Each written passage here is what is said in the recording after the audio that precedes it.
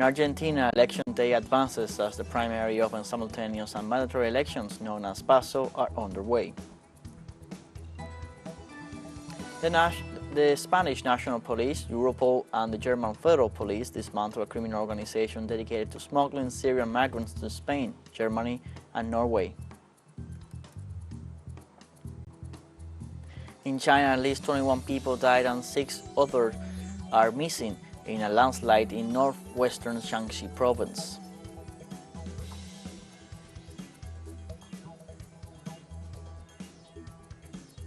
Hello, welcome to From the South. I'm Luis Alberto Matos from the teleSUR studios in Havana, Cuba. We begin with the news.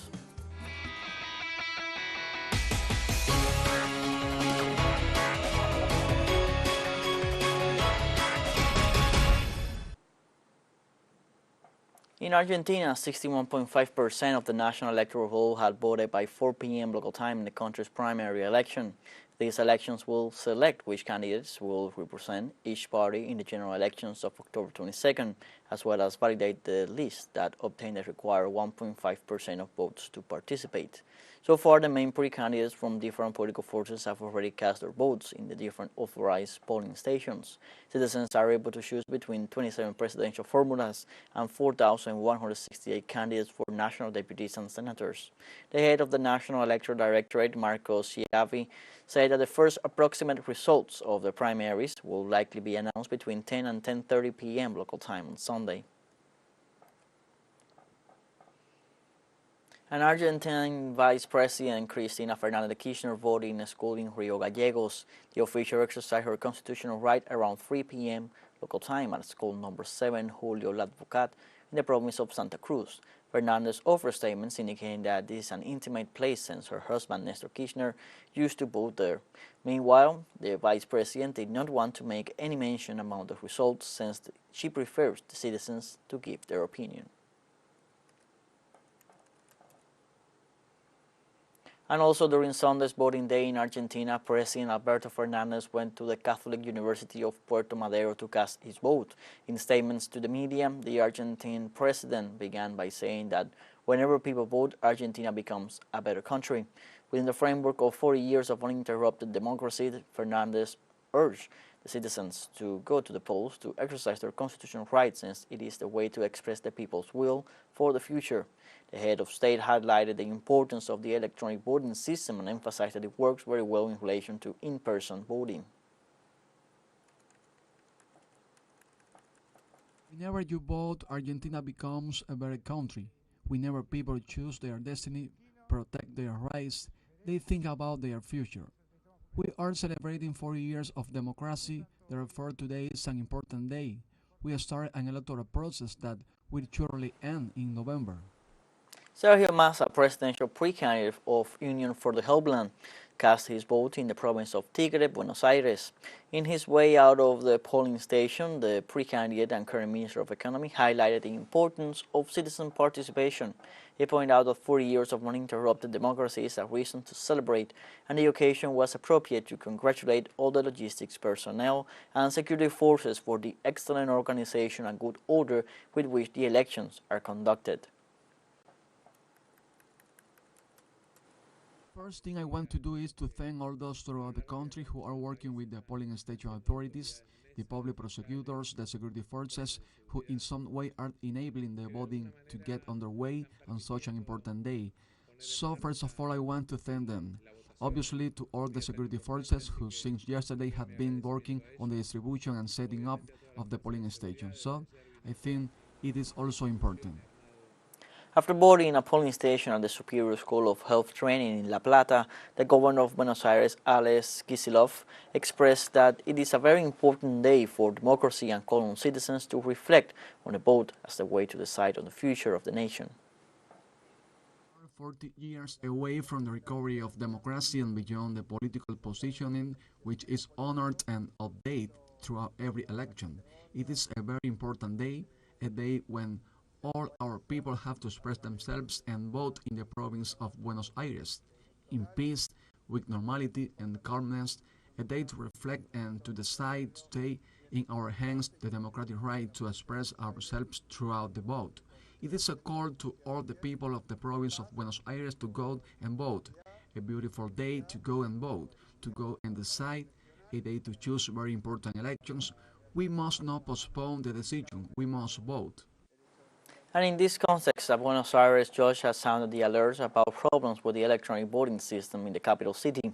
Electoral Judge Maria Servini denounced in an official letter to the electoral authorities that some 240 electronic voting machines set up in the Buenos Aires had problems that caused delays, mainly due to the lack of equipment, technical failures, or lack of qualified personnel. The judge estimated that 30% of the machines in the autonomous city have some kind of technical issues and underscored the fact that there is no precedent of failures of this magnitude in previous elections. As the election day moves forward, let's go into the details of what is at stake this Sunday in this internal contest. In the case of Union for the Homeland ruling coalition, the contenders are the current Minister of Economy, Sergio Massa, and the social leader, Juan Grabois. Here's the details. After months of uncertainty and expectation, the presidential pre-candidates for the ruling coalition were confirmed on June 23rd, just hours before the closing of the lists. The current Minister of Economy, Sergio Massa, is one of the candidates for the presidency. At the age of 29 in 2002, he was appointed head of the National Social Security Administration. After being elected mayor of the municipality of Tigre by the Kirchnerist party Front for Victory, Massa served for 1 year from 2008 to 2009 as chief of staff for then-President Cristina Fernández de Kirchner. In 2013, however, Massa broke with Kirchnerism to form his own party, the Renewal Front, in representation of which he participated in that year's legislative elections and ran for president later on in 2015. In 2019, Massa was one of the players in the Peronist coalition Everybody's Front, with the aim of defeating Mauricio Macri at the polls. The ruling coalition's second pre-candidate is the leftist social leader Juan Grabois, a leader of the Workers' Union of Popular Economy. Grabois began his political activism in the heat of the social revolt of 2001, a period of strong social, economic, and political crisis in the country. In 2002, he founded the Excluded Workers Movement with the objective of organizing into unions the workers of the popular economy, such as the so-called cartoneros, who work in the collection of recyclable waste. Grabois joined in 2019 the Everybody's Front coalition as leader of the Patria Grande Front, which brings together the country's organized social movements. Let's take a short break, but remember you can join us on TikTok at teleSUR English, where you will find news in different formats, news updates, and much more. Other stories coming up. Stay with us.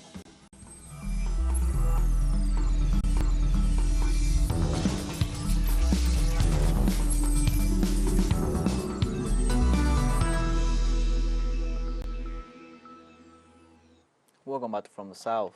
In Ecuador, Fernando Villavicenció's campaign nominated journalist Cristian Zurita for the presidency of the Republic as successor candidate by the Movimiento Construye party. Thus, the coalition abandoned his proposal for Andrea González becoming their presidential candidate. Now the running mates will be Cristian Zurita as candidate to the presidency and Andrea González for the executive vice presidency. Since the official communication to the National Electoral Council has not been sent yet, Cristian Zurita will not take part in the upcoming debate. However, Zurita said that they will keep the political agenda of the assassinated candidate, including the fight against corruption.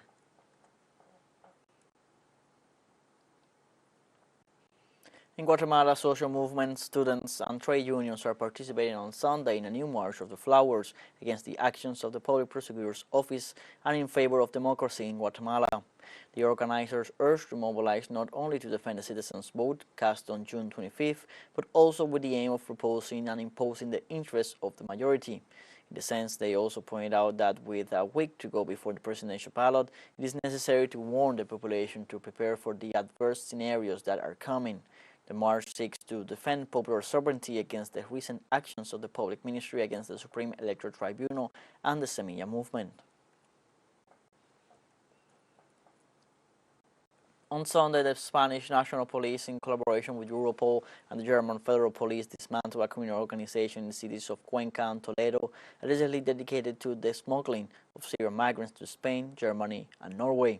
Cristina Morales, spokesperson for the Spanish National Police, said that the criminal organization allowed the smuggling of irregular asylum seekers from the ports of Almeria and Murcia to the outskirts of Madrid, housing them in 7 locations. The alleged traffickers are said to be part of a wider network dedicated to smuggling migrants from Syria to Europe through Libya, Tunisia, and Algeria. Spanish police estimate the criminal network organized 68 smuggling of approximately 550 Syrian refugees into the European Union.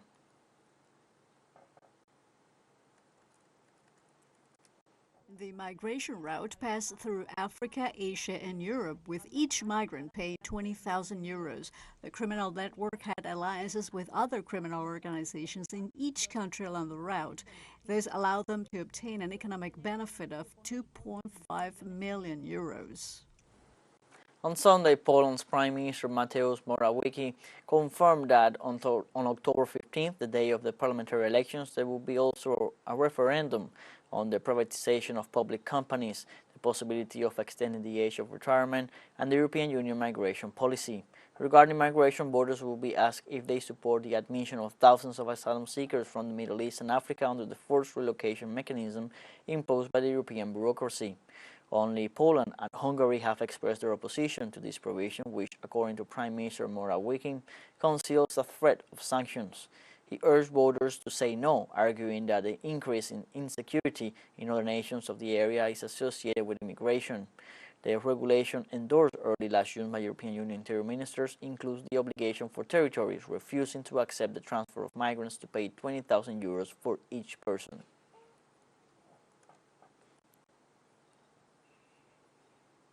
On Sunday, Pope Francis asked not to be indifferent to the death of asylum seekers who die in shipwrecks as they try to reach Europe in search of better living conditions. During his weekly Angelus prayer, the Supreme Pontiff prayed for the 41 people reported missing on Wednesday after the shipwreck of the port of Sfax, Tunisia. He also lamented the latest United Nations figures that shows that more than 2,000 migrants lost their lives in the Mediterranean since the beginning of the year. For his part, the Pope encouraged politicians and diplomats who are trying to heal the open wounds of humanity with a spirit of solidarity and fraternity.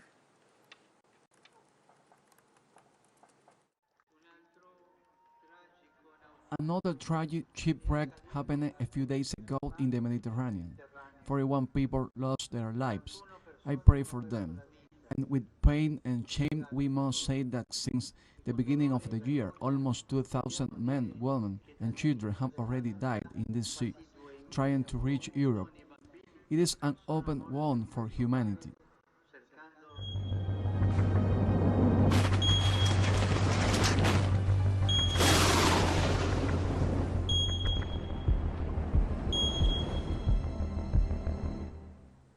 In China, at least 21 people died and 6 others are missing in a landslide in northwestern Shaanxi province.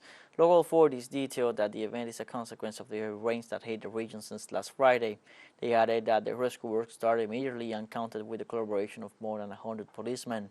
The heavy rains and floods associated with the recently arrived Kanun phenomenon also affected the neighboring province of Hebei, where about 29 deaths have been recorded due to the storm.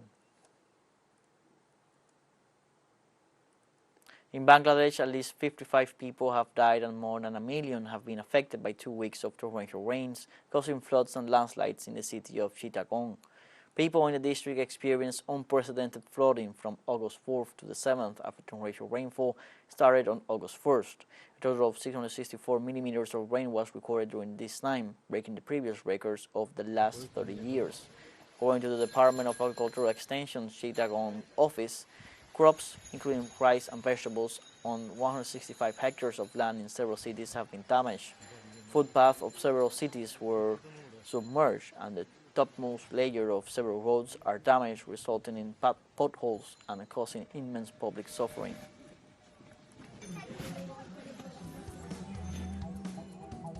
We have a second short break coming up, but before we invite you to visit our YouTube channel at teleSUR English. There you'll be able to rewatch our interviews, top stories, special broadcastings, and more. Hit the subscribe button and activate the notification bell to stay up to date on the world's most recent events. For a short break, don't go away.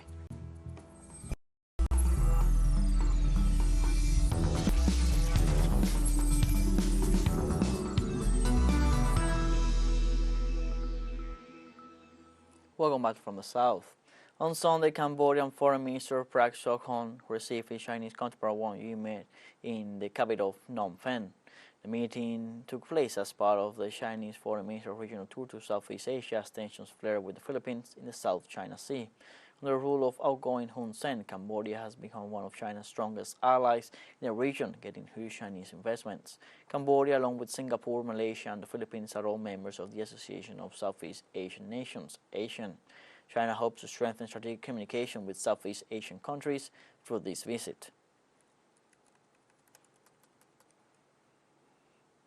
In Pakistan, a convoy carrying about 20 Chinese engineers was bombed when it passed by the local police station.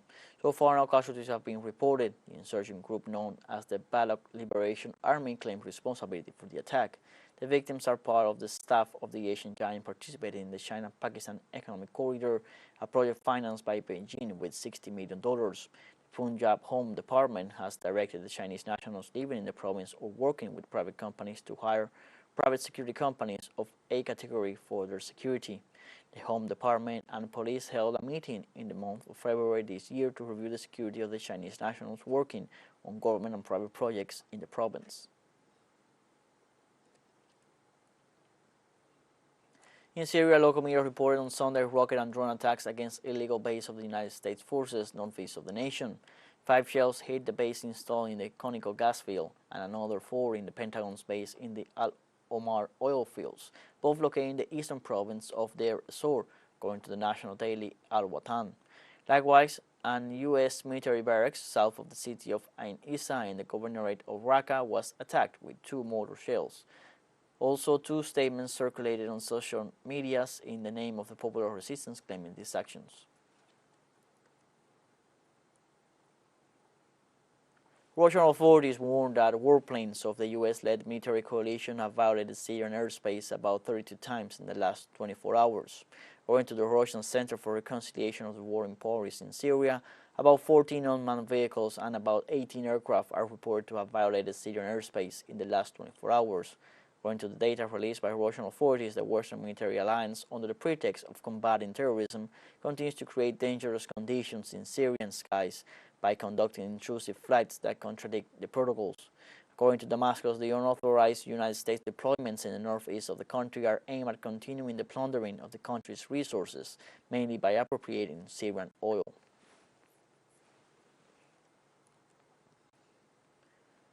Cuban people and the progressive forces of the world commemorate on Sunday the 97th anniversary of the birth of the historic leader of the Cuban Revolution, Fidel Castro Ruz. The revolutionary leader is remembered as a universal symbol of emancipatory ideas and of the anti-colonialist and anti-imperialist struggle.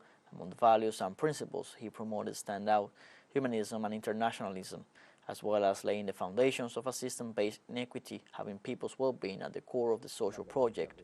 Every August 13th, the Cuban people pay tribute to Fidel, not only in the Santa Efigenia Cemetery, where his remains rest, but also in the streets, schools, in daily activities, and in the construction of a better future.